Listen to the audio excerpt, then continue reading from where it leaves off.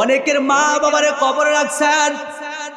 এরে আল্লাহর গোলাম, আজকে মাহফিল শেষ করার পর বাড়িতে যাইবেন, গিয়া দেখবেন সব আছে।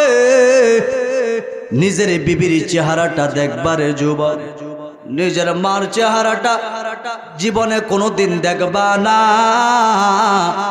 যাদের মা বাবা হারাইছে রে যুবক, আজকে বাড়িতে যাওয়ার পর আগে যখন মাহফিল থেকে বাড়িতে যাইতা, মার ঘরের দরজায় করাঘাত করলে কিন্তু মা দরজা খুইলা দিত।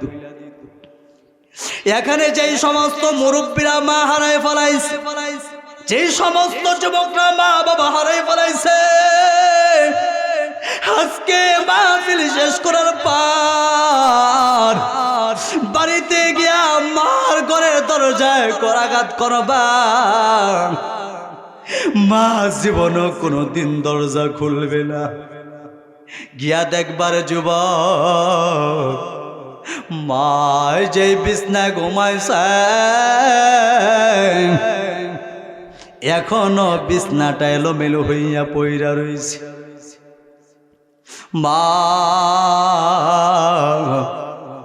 যে তসবিটা জপতাম এখনো বিছনার পাশে তসবিটা পড়ে আছে। মার পারের পাটাটা পাশেই পইড়া রইছে। মা যে চশমাটা ব্যবহার করতে এখনো বিছনার পাশে পড়ে আছে। সব আছে, তোমারে আমারে যেই মা কষ্ট করে জন্ম দিয়েছে ওই মা কিন্তু কবরের পথের যাত্রী। কে জানি বাজার থেকে 5টা কাপড়ের টুকরাই না সারা জনমের জন্য একেবারে কম দামের সাবান দিয়া বড়ই পাতার গরম পানি দিয়া আমারে সারা জনমের জন্য কসলায়া কসলায়া গোসল দিয়েছ। বাড়ির পাশে ছোট্ট একটা গর্ত কইলাম, মশারি টানায় আমার জন্মের জন্য গোসল দিয়েছ। 4 জনে খাটিয়াটা বহন করিয়া মার লাশটা কবর দেশে নিয়ে যায়। মার লাশের পাশে দাঁড়ায়া কত ডাকা ডাকলাম, মারে কই যাও, কবে বাড়িতে ফিরবা? মা একটা বারের জন্য মুখে থেকে কাপড়ের কাপড়টাও সরাইল না। ওই যে জীবনের শেষ দেখাটা দেখা দিছেন, মার চোখে সুরমা লাগানো ছিল। মারে 4 জনে খাটিয়াটা বহন করিয়া কবর দেশে নিয়ে গেছেন। এই শীতের রজনীতে মা কবর থেকে ডাকের সন্তান, এর সন্তান এক মুহূর্তের জন্য তোরে মাটিতে ঘুম পাড়াইতাম না। তুই যদি অসুস্থ হয়ে যাস, আজকে আমি মারে কত মনের মন টনের টন মাটি কুলু চাপা দিয়া কবরে চলে আসছে। হে যুবক, মুরব্বীদের দিকে তাকায় দেখ, অনেক মুরব্বীদের চোখে পানি চলে আসছে। তোর দিলটা কি পাথরের মতো শক্ত হয়ে গেছে? তোদের যাদের মা বাবা আছে তোদেরকে বুঝাইয়া পারবো না, আমাদের যাদের মা বাবা নাই আমাদের কলিজা কিন্তু ছিঁড়ে যাচ্ছে রে যুবক। মা কবর থেকে ডাকের সন্তান, তুই আজকে মাহফিল শেষ করার পর যখন বাড়িতে যাইবি,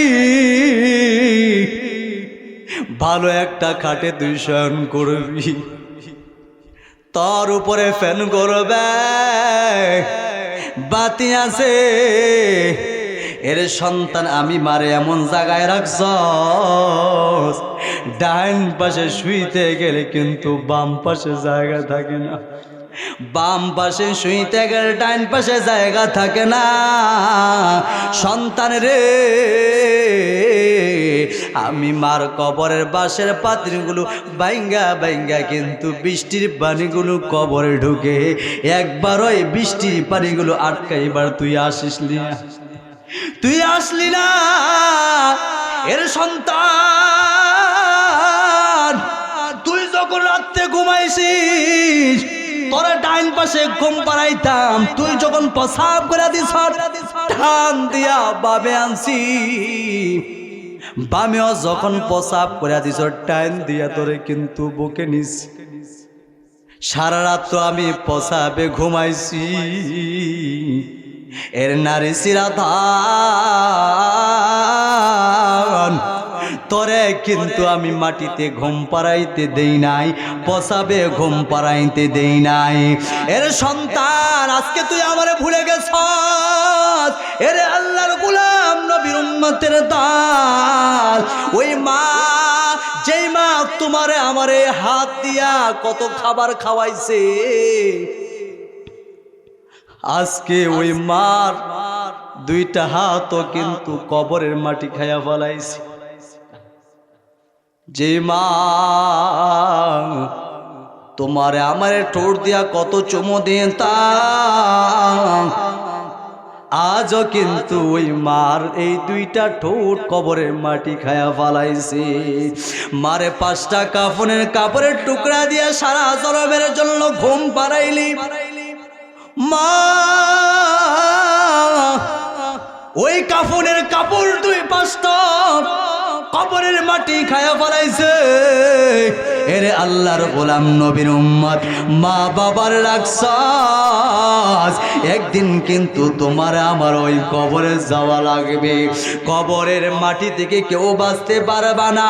এরে আল্লাহর গোলাম নবীর উম্মতের দল, এই জন্য পয়গম্বর আরবি বলেন, একজন মানুষ যখন মারা যায় 3টি আমলের দরজা ব্যতীত বাকি সমস্ত আমলের দরজাগুলো বন্ধ হয়ে যায়।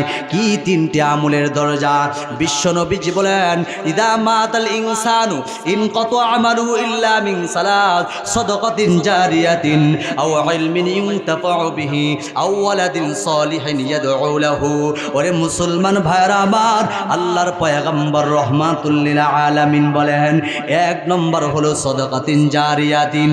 যখন তুমি আমি মারা যাব, আল্লাহর পয়গম্বর বলেন, দুনিয়ার জমিনে যদি মসজিদ মাদ্রাসার জন্য অথবা সদকায়ে জারিয়া হিসাবে কিছু দিয়ে যান, পয়গম্বর বলেন ওই আল্লাহর বান্দা বান্দি মরতে দেরি হবে, কবরে তার সওয়াবের একটা অংশ যাইতে দেরি হবে না। সুবহান।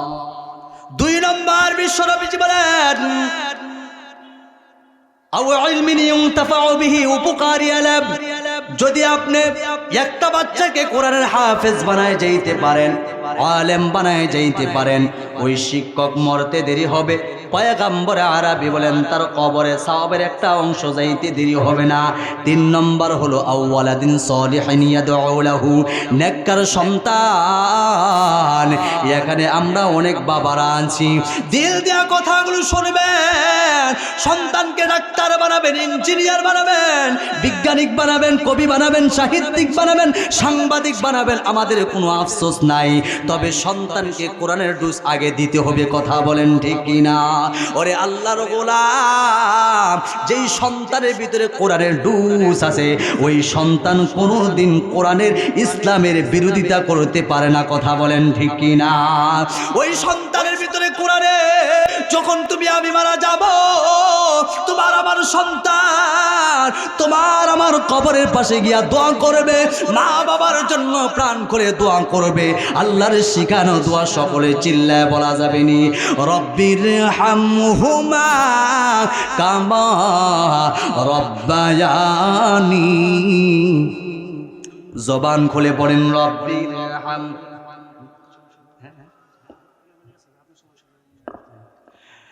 আর মোহাব্বতের সাথে পড়েন, রব্বির হামহুমা কামা রব্বায়ানি সগীরা। সন্তান প্রাণ খুলে দোয়া করবে। আল্লাহর পয়গম্বর বলেন মা বাবার দোয়া মিস হয় না, সন্তানের দোয়া মিস হয় না।